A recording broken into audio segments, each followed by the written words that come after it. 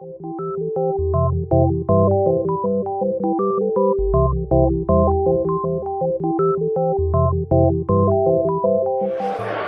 name is Juston. I'm a principal Android engineer and domain lead, Android domain lead at Nerdery. Talk to you about adding Android caching layers to your app. So I'm going to go through is not specific to any one framework or library, but it's a roadmap of the key decisions that you're going to have to make as you're going about adding a caching layer to your app. And along the way, most of these things aren't prescriptive. They're about just the questions you're going to have to answer as you're going through it.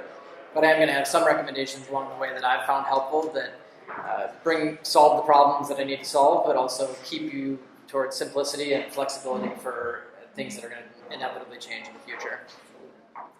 This is the roadmap we're going to go through in the talk, and it's divided up into planning, implementation, testing, and maintenance. And I find that having a roadmap like this when you're going through a big change in your app is really helpful, whether it's you're adding this caching layer into a greenfield app that you're making, or if you're in the situation that I've been in a lot more often, that's adding caching to an existing app that's already been out there but relying completely on the network. Or even better yet, if you're mentoring another person who's going through adding their first caching layer, having this kind of playbook can help you walk through and make sure you're not missing anything while you're planning it out. So the first thing to do, it seems pretty obvious, is identify key outcomes, but it's frighteningly easy to think you have the right solution to the problem and just dive in and really get excited about the technology and start building before you've really thought through some of the intricacies of the problem set. And so it's really important at this point to just know your use case. So you might think, well, it takes a long time to load the app when users are coming in and I want to have that content for them right away. But you want to go a little deeper than that and think about how often are users coming into your app, think about the content that you're going to cache, how frequently does this content change, because that's going to impact a lot of the decisions you're going to make when you're approaching it. With adding a caching layer to an app, there's some significant risks if you do dive in before you understand the problem. When you're getting this fundamental into the architecture of the app and how data is loaded, you can really easily create a ton of work for yourself that didn't end up being valuable in the end if you haven't thought it through. And also you can create significant rework later when some of the assumptions you made going in turn out to not be valid. Well, now you're coming up with the deadline or you're putting it through QA and you're realizing that you've got to make some significant changes to accomplish the goals that you had. So one tool to point out just right from the beginning is using the built-in OKHTTP caching if possible. This is really easy to use if you can get the response headers from your server to use a cache control header like max age. That specifies how long a client can show this content before they should come request it again. And if you're using OKHTTP with retrofit, you can just have this one-liner that sets the size of your cache. And what this is going to do is anytime you make an identical request through retrofit, it's going to avoid hitting the network altogether and instead load that response from disk that you got the previous time and just deserialize that and give it to you, which is really a helpful tool.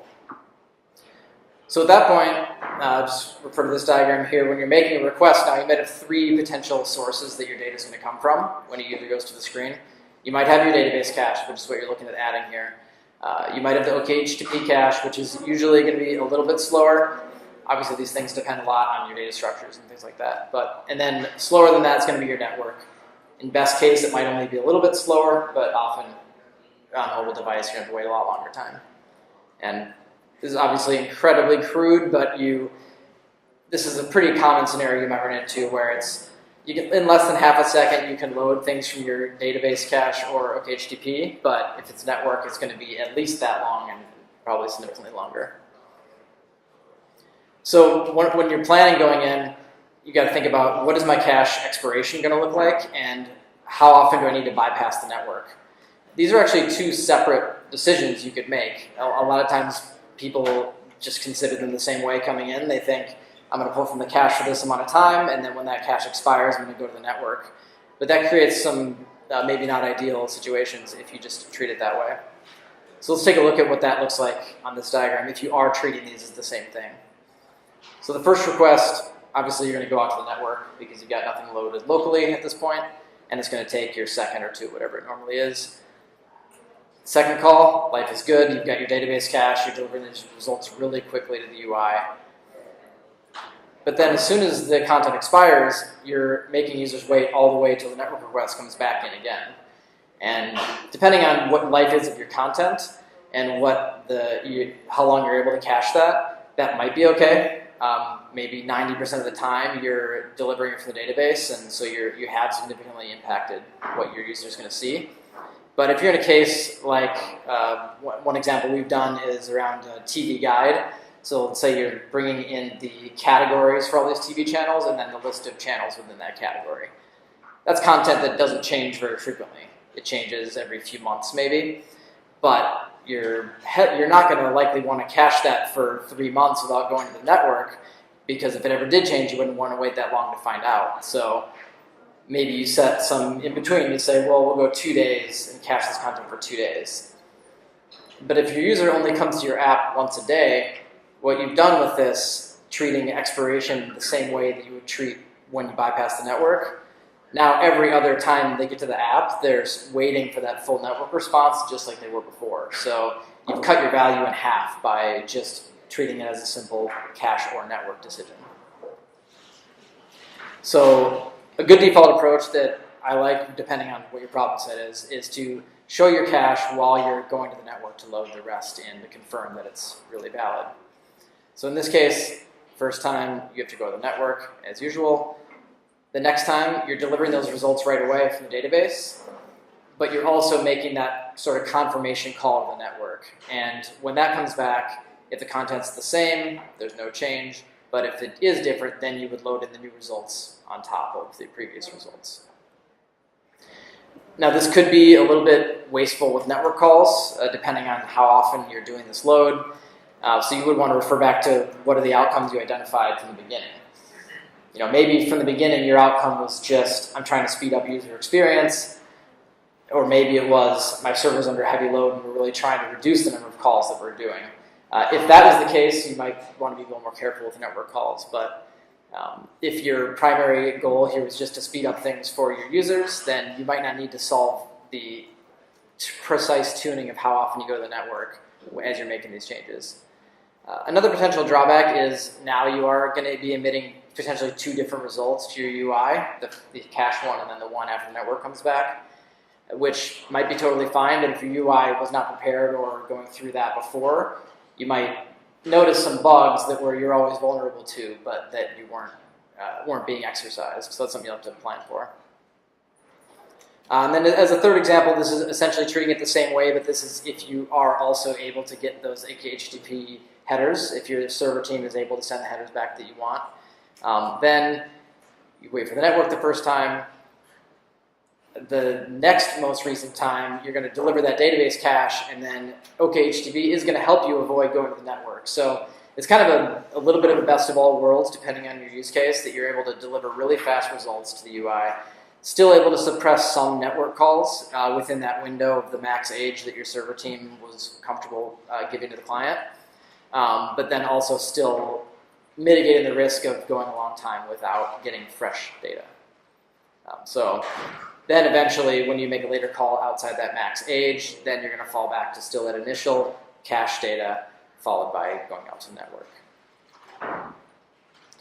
So I call that a default, and the reason is that there's way too many different possibilities of content validity and your user's needs that you can't make that recommendation to everyone.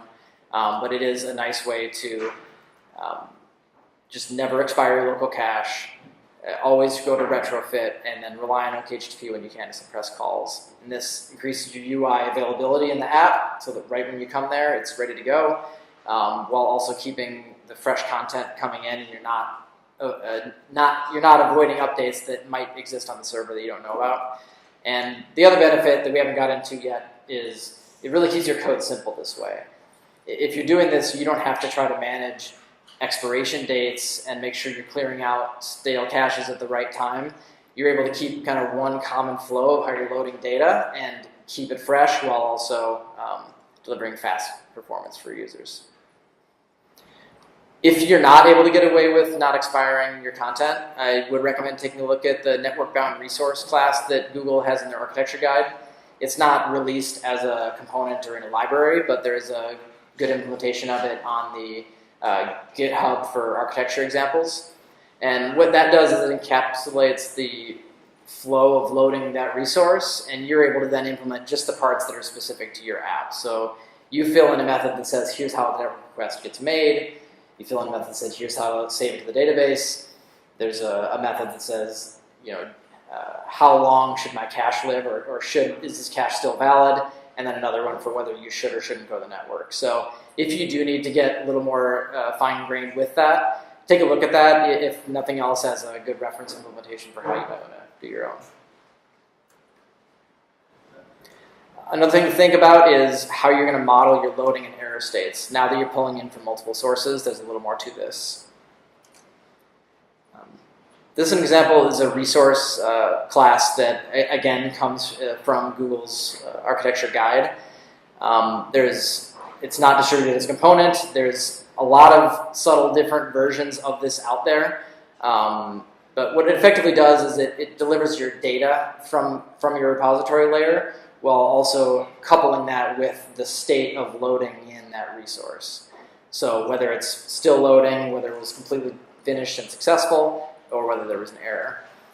Some little nuances of the version that I like to use of this. One, the success is still nullable. This allows you to wrap in a resource content that might be empty, you might be able to say you successfully loaded it, but there was no content to show. That's kind of a helpful thing. And then also, I do like to have the data still available in the loading and error states, which I sometimes see not reflected. And that allows you to accomplish what, if you're doing that, deliver the cache, then deliver the network later, that allows you to show in the UI that you are still loading even while you're still showing your cache results, which I think can be a helpful indication for users. And so this is using the linear progress bar. That's kind of a nice way to subtly be able to show the content below while also indicating that there is still some loading happening. It gives a nice hint for that. This is an example of what looks like consuming this resource class within your view model or presenter. So notice that here it's the repository that you're going to go to go load in your TV channels resource. Note that we do include data in all states, so whether you're loading or successful or error, we are going to show the data no matter what, the state of loading is. And then for loading, obviously it's pretty straightforward. You're going to show your loading indicator.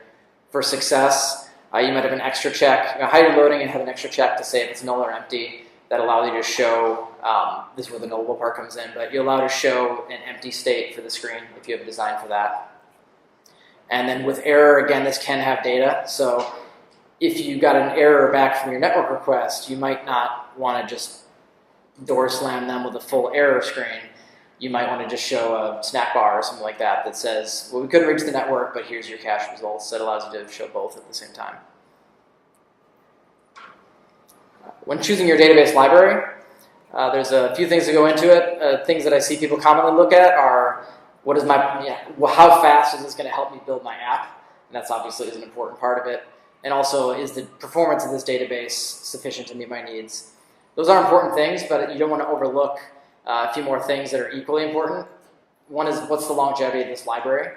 Is this thing going to still be maintained in a year or two as I'm going through it, or am I going to be looking to replace this thing just as soon as I finish integrating it? What's the developer ramp up look like? Especially in our business at Nerdery, where we're consulting for other companies, and the end game is not usually that I'm still around managing this product in the future. It's going to be another team and maybe some greener developers that are doing it. You don't want to have a database that's, yes, it's perfect for your solution and it does exactly what you want it to do, but no one else understands how to use it. So staying a little more mainstream with the choices you're making in libraries can help also in the future. And then knowing the underlying technology is also really important. There's a lot of things, and back from my iOS days, there's some more magical seeming frameworks for handling database for you.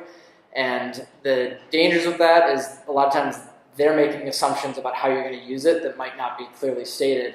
And so it's really easy to get into complex scenarios where you're using it in a way that it wasn't intended. And you can create major performance issues that you only find out later on that you were really off on a different path than they were expecting people to use it. So that's one of the things I like about Room, is it's a little more straightforward to see the mapping between how you use it and what the underlying technology is actually doing. And so it's a little harder to get yourself into trouble. When you're implementing, you want to think about what separation of concerns you need to have now that you're adding a second data source. So this may be where you're coming from when you're just relying on the network. You've got your viewModel presenter and retrofit, and now you're going to stick this other thing in between called a repository, and it's going to manage whether you're pulling from retrofit or your database. And if this looks familiar, it's because it is based on the Google Architecture Guide. I'm just rotating the side for these slides here. But you might want to go a little bit further than just this kind of separation, because this puts a lot of onus on the repository, and there's a lot of activities related to the work involved with loading this in that can make your repositories come a little bloated. So you start off thinking, what does my repository need to do? Well, it's going to negotiate between whether I'm pulling from the database or the network. But related to that, there's the business of creating API requests. You might have to transform between your API models and your database models, and you're writing to the database, and you're cleaning up the database, and you're worried about cache expiration maybe, and it just becomes a lot, constructing and joining queries to return data back to the UI. And you have to think about, where am I going to start splitting out more of this logic so that it doesn't become unmaintainable in the repository. Another aspect to bring in here is it's really valuable to have one single source of truth. So you have two data sources, but if you're potentially returning sometimes from the API directly out to your viewModel and sometimes from the database, there can be some subtle differences in there that create bugs that are hard to track down. And so what you want to do is avoid inconsistencies, and those can come up with maybe your database schema doesn't fully map everything in the same ways you were getting from the API models, or maybe there's triggers on your database so that when a change happens in the database, it updates some other content, and so, or your query is a little bit different from your network compared to what it is when you pull it out of your database. So to do this, calling this here a downloader task, but I would recommend using your database as your single source of truth. In this formulation, the repository is saying, now we're going to start loading data, but the repository never touches retrofit directly, and it never is getting back those models that came from the API. So here, this downloader task is pulling down your API responses, storing it in the database, and your repository is only ever consuming it from there. And this provides, make sure that you're getting consistent data back to your UI. Additionally, if your repositories have multiple different resource types that they're loading, you might have multiple of these downloader tasks that you're consuming or using. Another way I like to think about this, that same diagram, is to zoom out a little bit more. And when you're talking about single source of truth, really in this conception, when we're adding a caching layer to our Android app, the source of truth is the server. Everything that we have stored locally is just a cache on top in front of that. And so this downloader task really sits in between this kind of linear progression from the server. This thing just takes values from there and ferries them into your local database, and that bubbles up through your repository and into your viewModels. And this is really almost more like a cache primer, I would call it, than even a downloader. It might be a little more specific name. And when you think about it this way, it also, I think, brings to mind new possibilities of how you want to load data in your app. So maybe I don't want to just load data when the user comes to the UI. Once we've got it, think about it like this, that downloader task can be stimulated to work by some background jobs. Maybe every day you just go and stimulate this thing to work, and then when your user comes to the app, they're always getting the freshest stuff. Maybe if your server has other ways to push down information to your app with a push notification or sockets of some type, you can use that to notify your app that there's fresh data to download, and you can just trigger this thing to happen. It doesn't have to always come from the UI. So we showed a little bit of what the cache and refresh looks like in terms of loading and what it looks like to consume it in the viewModel, but this is just one example of what it could look like in a repository. There's a little too much code to actually go through that way, but essentially what you're doing to accomplish that cache and refresh idea is you retrieve your cache channels from the database, you start the download and save from the server, And then once that's completed, you're going to retrieve those final channels out of that single source of truth, your database, again, after the download and save was completed. So this is not too interesting other than when you do that first fetch, you notice that first, if it succeeds, we're using that loading resource with data. If it fails, it just means we weren't able to get a valid cache, and so we're just loading without data at that point. It's not actually an error. When you download and save from the server and you're going back to retrieve it, if it was successful, you're going to hand it back with a success resource. And if it failed, then you're going to check to see if you already had a cache data that you're going to send back with your error. So it's either error with data or error with null. Another decision you'll have to make, a lot of database libraries these days have reactive queries as an option. So you have to consider whether you want to use that, whether it's going to help you, or whether one-shot queries are still make the most sense for your case. There definitely are some benefits of reactive queries, and it's a very attractive, powerful tool. So the idea is that the UI is going to stay fresh no matter where the updates come from. So you're not just relying on that first load when you came to the screen.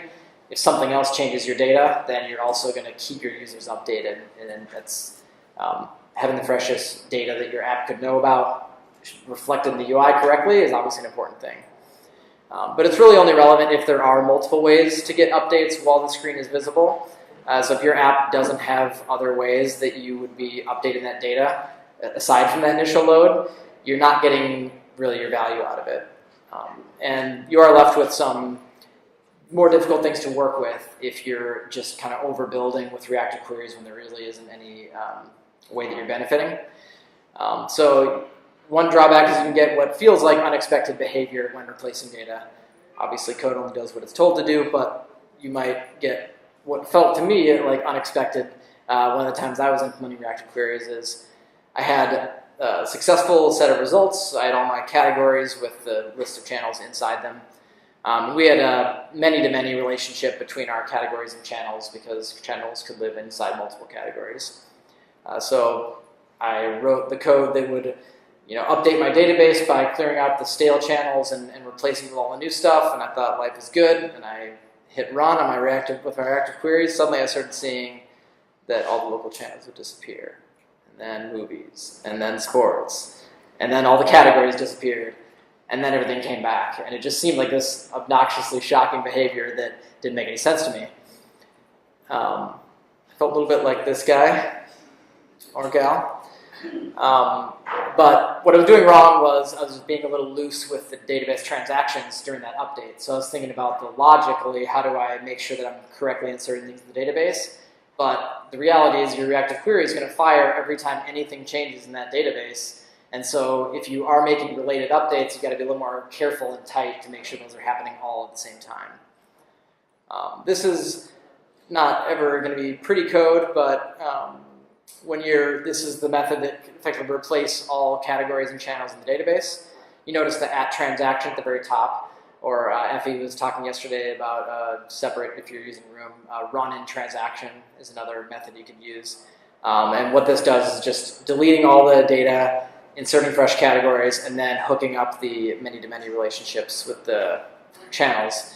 And you can see how all of these would have been separate transactions before that would cause the queries to fire every time. But putting them inside one transaction this way made sure that my database was always in a consistent state. The other thing you can get with reactive queries is it does separate the fact that the data was updated from the source of that update.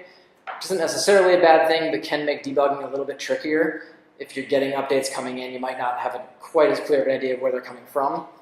And that resource class that I was showing earlier to encapsulate the data with the loading, the status of the loading, is a little bit harder to fit into that kind of model and doesn't make as much sense. So if you are using reactive queries and you want to reflect loading state, you might have your repository expose separate streams for the status of the load with the just reactive query from the database. It's one option. Or you could just use a little simpler tracking of loading state and just have your view model not reflect the data while I'm still loading state, but instead just show loading until any data comes in and then consider that a success. You also have to tidy up. So if you're expiring some content, obviously you have to figure out how often you're going to be clearing out your stale cache. Cascading deletes, if you've got parent-child relationships between your entities, hopefully your library allows you to define that in a declarative way, where if you delete the parent, it's going to delete all the children, but you might need to do that more manually depending on what your relationships are. You'll need to clean up implicitly removed data. This is kind of an easy one to miss. If you have 20 channels, you're getting back in a category and you later get back 19, obviously you can't just insert the new 19 channels in your database. You need to figure out which one was now gone or which two, and manage that. And again, if you're using Reactive, make sure you're doing any related updates in single transactions so that your data is always consistent.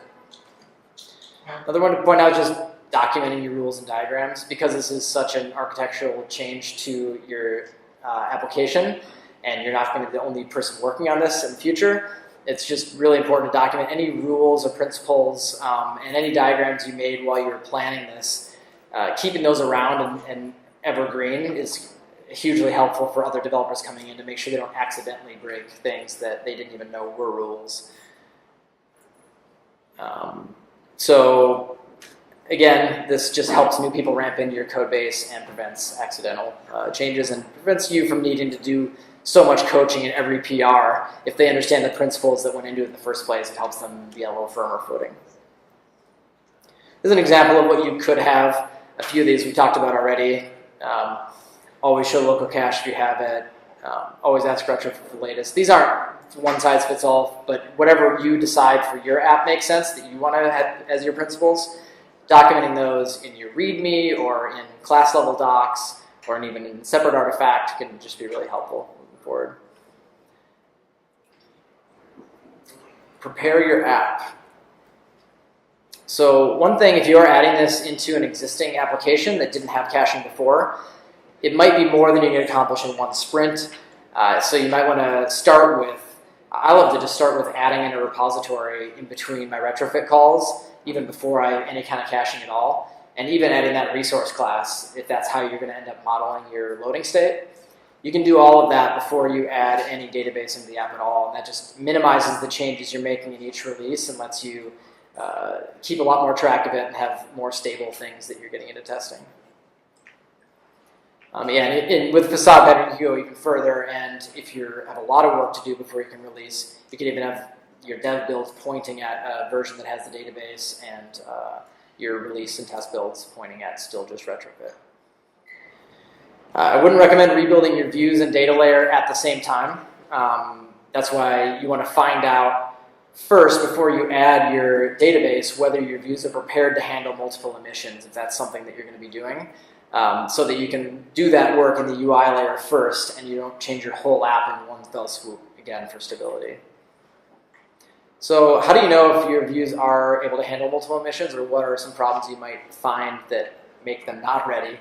One is if your views have a lot of logic built into the initialization, there might not be a clean way to just update the state of their different widgets if it was all done on create or something. Two, if you have managed to build a lot of state into your views and you're tracking the status of changes that users have manipulated on the screen, well, now if you get a new set of results from your database, how is that going to work? Usually if you're building a lot of logic into your views, it's not very well separated. It's going to be easy to get out of sync with the new results that just came in. And the other is poor visual transitions. Before maybe you only ever showed one state. It didn't matter that you were using notify dataset change in your recycle view, but now it's going to matter. People are going to see that jumpy change, and you're going to have to plan a little more for that.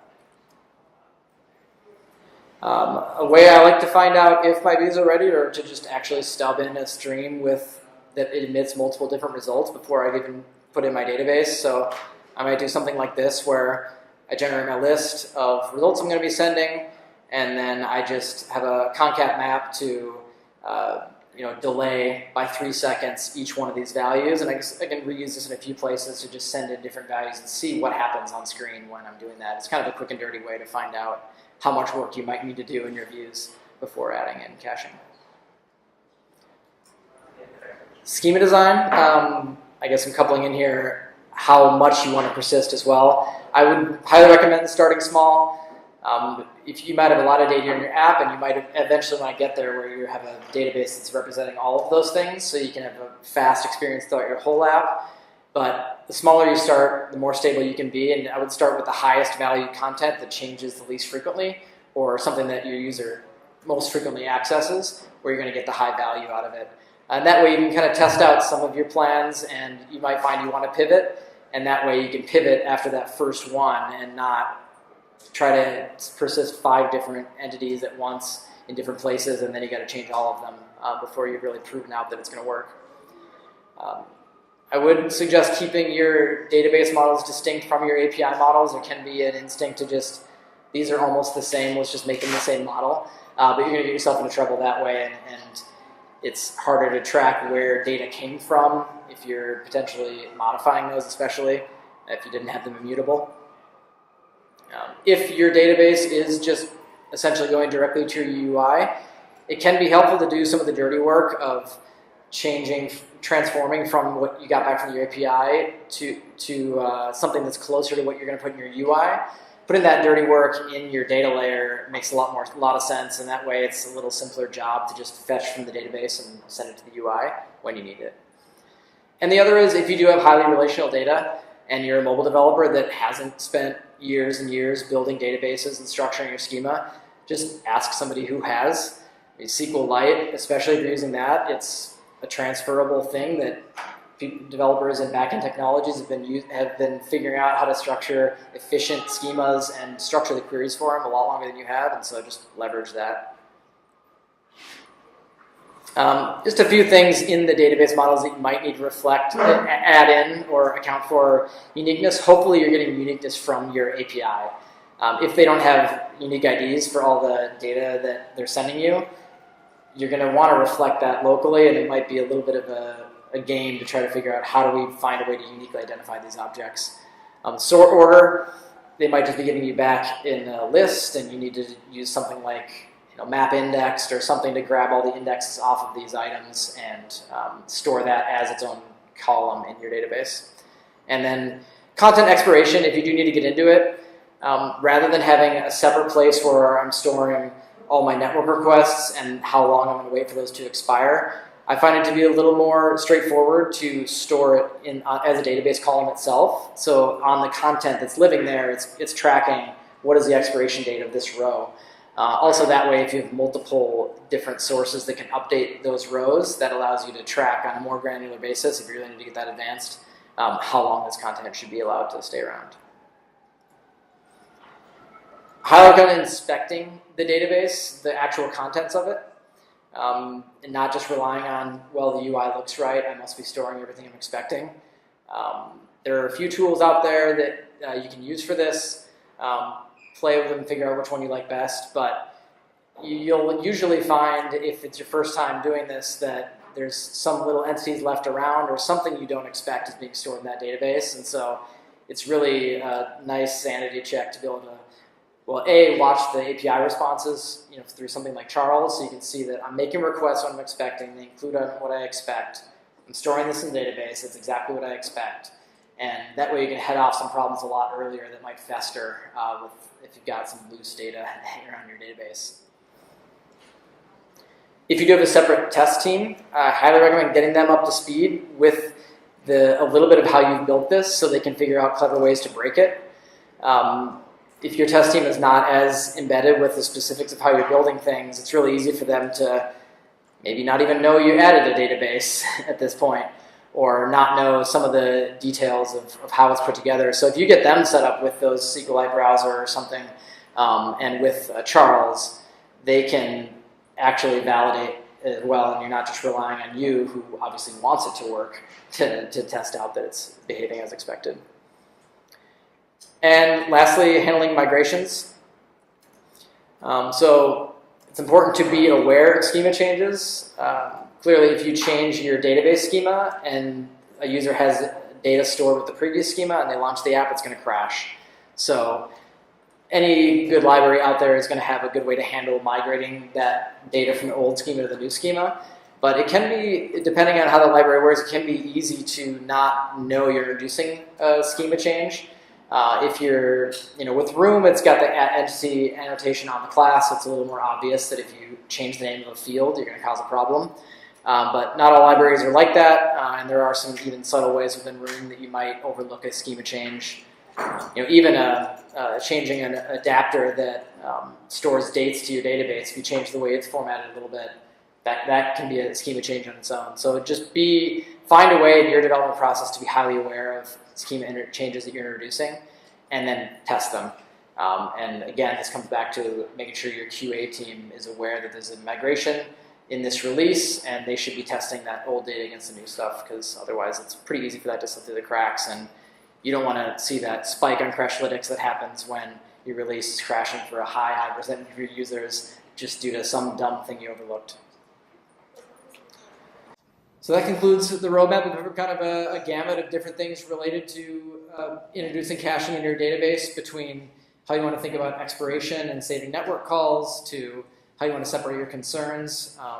And final thoughts is just, hopefully I've given you some new ways to think about and understand what problem it is that you're solving, and some ideas on how to solve that while keeping things as simple as possible for the future. If you do want further reading on any of these topics, there's some pretty good resources here, and I'll post these slides so you can dig in deeper. Thank you.